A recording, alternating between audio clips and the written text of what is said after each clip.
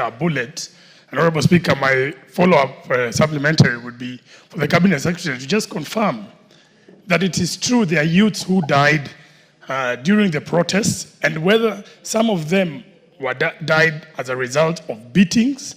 And here in Nairobi, Honorable Speaker, the police, and there was a special unit of goons who are operating with the police, and unfortunately this team beat some of these youths. And Brian, one of the youths who, there was a video even in town of him protesting at the time, and he's one of the youths who are beaten by the police and unfortunately died painfully much later in the day, Honorable Speaker. So we just want him to confirm that these are one of the victims who will also get compensation at the right time. Thank you, Honorable Speaker.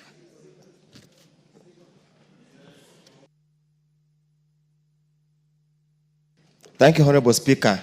I just wish to ask the Cabinet Secretary to what measures is put in place to ensure the National Police Service or the police are there to High Court judgment or directive that required any policeman assigned for purposes of riots or demonstration should be easily identifiable.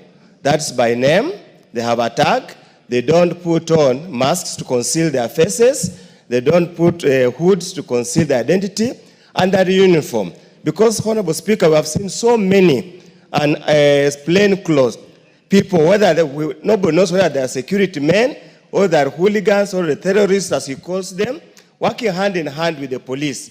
And they ones are responsible for most of the deaths and the injuries to innocent demonstrators. Thank you, Honorable Speaker. Thank you, Speaker, and thank you to the CS. Sorry, I thought you said Waziri. My name is anonymous to Waziri, so sorry. Thank you, Speaker, for giving me the chance to ask, and thank you to the CS.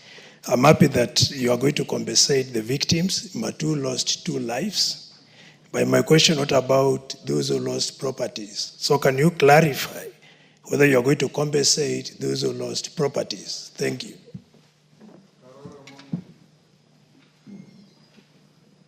Thank you very much, Right Honorable Speaker. Could the Cabinet Secretary confirm to the House that the compensation mechanism that has been established will also cover police officers who were injured during the demonstrations, but also that the list of the civilians who will be compensated will be prepared largely by non-governmental organizations such as Independent Medical Legal Unit, Voice Africa, Kenya National Human Rights Commission, so that there is no discrimination among those who are to be compensated. Thank you, Honorable Speaker. Mr.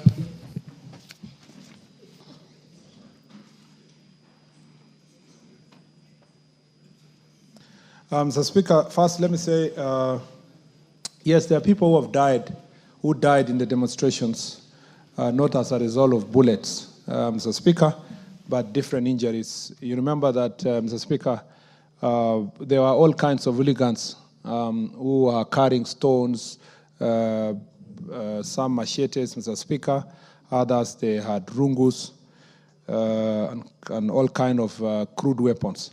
So, Mr. Speaker, that is what makes it very difficult to know whether this very gentleman was injured by a police officer or a civilian. Mr. Speaker, there is no civilian wing of police officers. There is no wing of police officers that are goons that were working with police. I shall be responding to another statement in relation to the same. And, Mr. Speaker, we are making it very clear, Mr. Speaker, that the police officers find themselves sometimes in between 2 warring demonstrating groups, some saying we are for peace, some saying we are protecting our property, and so forth. And so, Mr. Speaker, police officers, only those police officers who are gazetted and are properly appointed to serve as police officers in the Republic of Kenya. Again, I insist that, Mr. Speaker, any life lost is regrettable. None of us is here to celebrate. And, Mr. Speaker, it doesn't matter the circumstance under which life was lost. Assuming even he was a robber and he died, it doesn't make us to celebrate. It's still a loss of life. So, because, Mr. Speaker, if it was possible to arrest that robber, maybe it would change its ways and it would be a different person. So there is no celebration of any loss of life on our part. It's just regrettable whether the person was committing an offense or not committing an offense, and it's therefore important for all of us. And remember that a child may be a robber, but the mother is not, the father is not, or their children are not, or their wife, and they still will miss a father or a child. So all those circumstances, if we apply compassion in all these cases, we'll appreciate that any loss of life is still painful to a person somewhere or a people somewhere. Mr. Speaker, on the issue of identification of police officers, Mr. Speaker, deployment for police officers to protest, there are different formations of police officers that are deployed, Mr. Speaker. So if you say a police officer should not wear helmet, Mr. Speaker. For example, most of the police officers all over the world that are, Mr. Speaker, are deployed. They wear uniform, and their uniform is helmet. Mr. Speaker, helmet conceals a police officer more than a mask.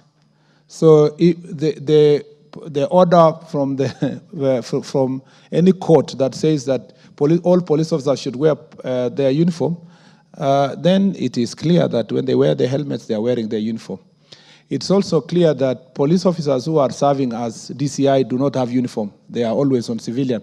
And they are all deployed to go to the protest because they must be immediately collecting evidence of any incidents that are happening. They don't have to wait until an incident happens, and they are deployed to be part and parcel of that protest. So, Mr. Speaker, all the protests that have been deployed in Kenya, at least to the best of my knowledge, especially for the time I've been in office, have been done according to the police standing orders and according to the law.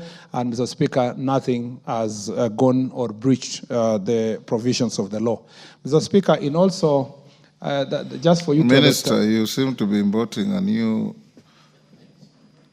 word into the description in the Constitution. Article 37, and we wrote it at Bomas, talks of assemble, demonstrate, picket, and present petitions. Where are you getting protest from?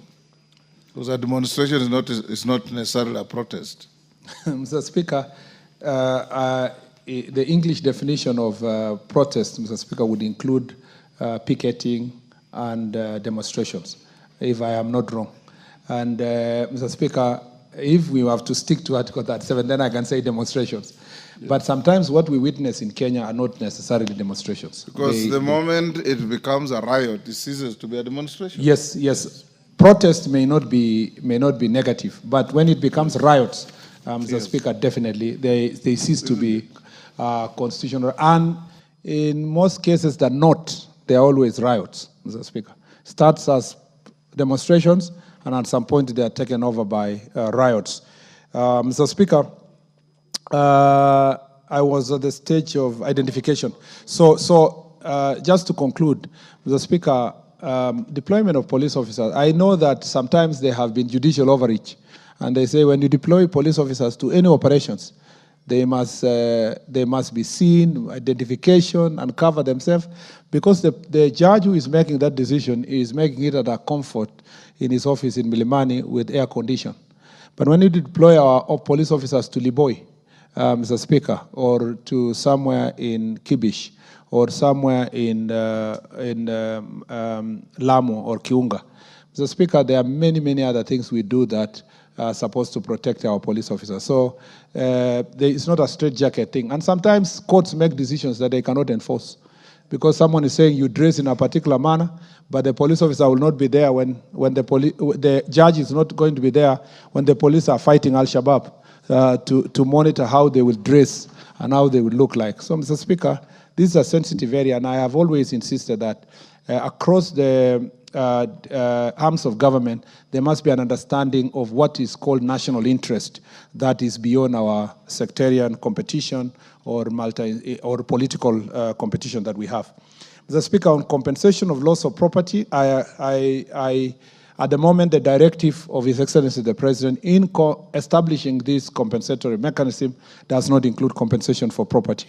And I think that is for good cause, Mr. Speaker, because if you were to value the property that is destroyed, even as a supermarket like the one in Meru alone, or the looting that happened in OTC, and the whole destruction, it would take the entire budget, perhaps, Mr. Speaker, of Ministry of Interior, for example, to compensate those people.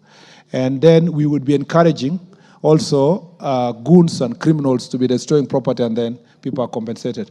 I think this is a mechanism out of compassion that His Excellency is putting in place to just look at the loss of life. And you can never compensate life. I think even the word compensate is just, it's a compassionate support, if you may ask me, because there's nothing, no amount of money can bring back life or can be equated to life by any family. So maybe let me tie together that with what Honorable Karoli Omondi raised, Mr. Speaker, concerning the mechanism of that compensation. First, let me confirm that this includes the police officers. So police officers who have also got injured or died in the course of these incidences and protests, Mr. Speaker, from 2017 would also be part and parcel of this team to be compensated. And it is the Office of the President, his advisor on constitutional affairs and human rights, Professor Makao Mutua, who will coordinate the rest of the team to establish a fair mechanism of identifying the victims. And Mr. Speaker, I don't think it's an easy job. So he has to consult all these institutions as has been raised by Honorable Karoli Omondi. And considering the background of Professor Makao Mutua, I have no doubt in my mind that his experience in the civil society will come in handy in consulting those institutions and people who have suffered. Let's not assume it's going to be an easy task, especially in a country that when you compensate IDPs, a new set of IDPs come up. And I know cases where even when you complete one government, finishes IDPs, another government, gets another petition of IDPs. So we have to be very strict in this sense so that we don't make a mockery of such a very important and noble idea. Thank you, Mr. Speaker. Wamshomba.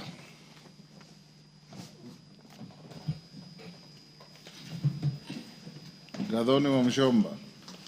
Thank you, Mr. Speaker. I rise to ask the Cabinet Secretary for Interior and National